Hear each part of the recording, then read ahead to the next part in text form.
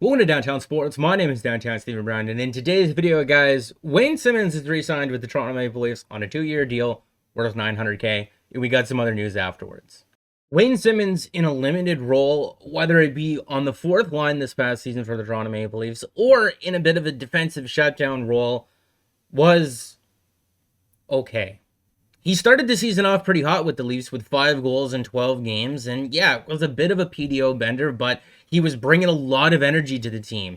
There was that first game of the season against the Montreal Canadiens where he gets into that fight where they're down 3-1 in that game, and he kind of stares down the bench and says, let's go, guys. And they ended up making a comeback and winning that game 5-4 in overtime, I believe. He broke a finger or his hand or his wrist or something like that, and he was sidelined for about 6 weeks or so. But it was more closer to 8 or 9 because when he came back, his hands just weren't there. He did not look comfortable at all. He didn't drop the gloves in situations where it looks like he was going to. He didn't really shoot the puck with much confidence, and the stick handling, what was left of it before the injury, was completely gone afterwards. And if I gotta be honest with you, the 5-on-5 numbers with him on the ice compared to with him off the ice are just not the greatest. But then again, I don't know how much stock I would put into the without stats. I would more be looking at the with stats because I'm not looking to compare him against Toronto's top 2 lines, which are way and above better than their bottom 2, offensively at least. At least for the regular season, that is, anyway. But the defensive side of the game, Wayne Simmonds was pretty good. Again, in the limited role. He did play on the Maple Leafs' shutdown line for a little bit, but ideally, Wayne Simmonds, with the way that he skates, is not on your shutdown line. The expected goals above replacement are a bit kinder to Wayne Simmonds than the actual goals above replacement, especially offensively. But yeah, he didn't have the greatest of seasons. When we were doing our playoff lineup videos, I was told that Wayne Simmonds 100% undoubtedly needed to be in the lineup every single game, especially against the Montreal Canadiens for veteran leadership and team toughness, but I didn't see any of that in the series. And it's like, if he's not doing that, I have a hard time seeing why he's in the lineup, because the 5-on-5 offense was non-existent. He was decent on the power play to start the year, got injured, and then it got to the point where his skating stride was kind of off but developing, and he couldn't stick handle at all, so they wouldn't even worry about him on the zone entries. They would just double stack the other side that he wasn't on, and then the Maple Leafs couldn't get the puck in the zone. So it was just like, I don't know what this player is doing if they're not going to bring it come playoff time. Maybe he did, and I'm just not remembering it. Or he did it kind of subtly, but I don't know. Thinking about it a little bit more, I gotta be honest with you, I don't understand the rush to sign Wayne Simmonds, who had an okay regular season and a less than impressive playoffs, when you don't know what's going to be available to you yet. Right? There was lots of RFAs who were non-tendered qualifying offers last year. Guys like Andreas Athanasiou, who had a decent season with the Kings. Anthony Duclair, Carter Verhaeghe, another. You don't know what players are going to be available via trade that teams can't afford. You don't know what free agents' values are just going to plummet because they waited too long. I don't understand the rush to sign a guy, like I said, who didn't really play the role that he was brought in to play these playoffs. It is just $900K. So if the Maple Leafs decide that he can't keep up or they want to go a different direction, they can bury him in the minors and it's not going to cost them anything. And the other bit of news that I mentioned off the top is this Athletic article from Pierre LeBrun, and he touched on defensemen that could possibly change hands this offseason, and he talked about Morgan Rielly. And he said, "My sense is while the Leafs absolutely want to try and extend Rielly this offseason, he's got 1 year left on his deal. That negotiation is going to wait until August after the July fireworks are done." And he also used the Torrey Krug comparable that we've used a couple of times in the past and noted that he's at least worth that, which is $6.5 million over 7 years. The 7 years may scare you a little bit, but that's the dollar amount. He may be worth a little bit more, but he also notes that Morgan loves being a Toronto Maple Leaf and would take a bit less to remain one. Finally!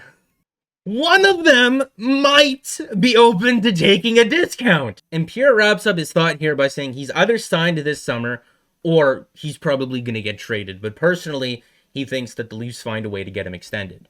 So for the people who want to explore the idea of possibly moving Morgan Rielly in a trade, they want to try to extend him first, and they're not going to even start doing that until about August. So can we put a pin in those talks or those rumors or those trade proposals until about the middle or the end of August?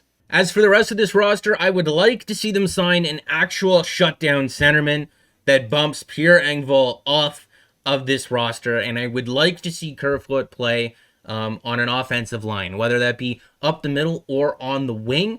Outside of the top six, inside of the top six, he spent the majority of his 1920 season with Tavares and Nylander, and that line did have success. Don't get too caught up on third line, fourth line. It's just going to be how they divvy up the ice time, basically. I would really like to see the Maple Leafs go out there and sign 2 scoring wingers. Not necessarily one-dimensional players, but just players that can round out the top 6 and the middle 6 and provide some value.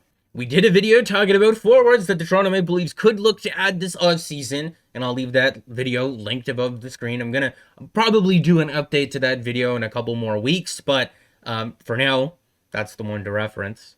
Because if you signed 2 more guys to play in your top 6, that would bump Robertson and Mikheyev down.